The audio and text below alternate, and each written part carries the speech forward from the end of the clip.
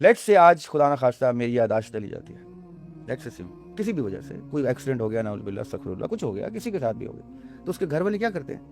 بار بار یاد کرواتے ہیں یاد کرواتے ہیں. کیوں؟ کیونکہ گھر والوں کو کس چیز پہ ایمان ہے کہ یہ سب کچھ کہ یہ ہوا ہے اس کے ساتھ سب کچھ. اب وہ اپنے ایمان کی بیسس پہ ایک ایسے آدمی کو کچھ یاد کرا رہے ہیں جس کو سائنس کہہ رہی ہے یاد نہیں آ سکتا.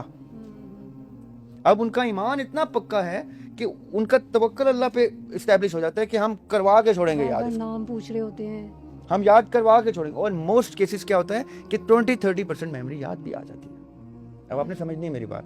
قرآن کیا کر رہا ہے؟ کتاب در کتاب، نبی در نبی یاد کروا رہا ہے، یاد کروا رہا ہے، یاد کروا رہا ہے کہ تم ایمان بال یقین پہ لے کے آؤ. گارنٹی دیتا ہوں چلیں کہ انسان قرآن پاک کو اتنا ایمان لے آئے اس کے اوپر کہ نعوذ باللہ استغفر اللہ اس میں کوئی چیز غلط نہیں ہو سکتی. لا ریب فیہ، پہلے یہ جملہ آیا ہے پھر اس کے بعد آیا ہے بالغیب، جی بالکل، کہ اس میں کوئی کسی قسم کا ابہام نہیں ہے. اگر یہ ایمان ہم لے آئیں اور پھر جیسے ہی چیپٹر شروع ہوتے ہیں، الاعراف شروع ہوتا ہے، اور الاعراف میں جا کے اللہ تعالیٰ کہتے ہیں ہم نے آدم کی پشت پہ ہاتھ رکھا اور ارواح نکالی اور ان سے وعدہ لیا، تو ہمیں ایک دم سے محسوس ہونا چاہیے کہ وہ ارواح ہم تھیں.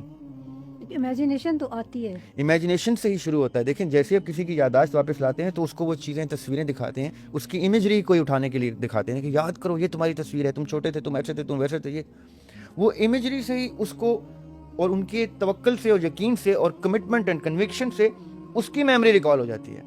نبیوں نے آ کے کیا ہی یہی ہے علیہ السلام نے کہ یاد کرو یاد کرو یاد کرو یاد کرو. ہم نے کیا کیا زبانی یاد کر لیا. ہم نے کہا اس کا مطلب ہے یاد کرو، ہم حافظ بن گئے. ایگزیکٹلی.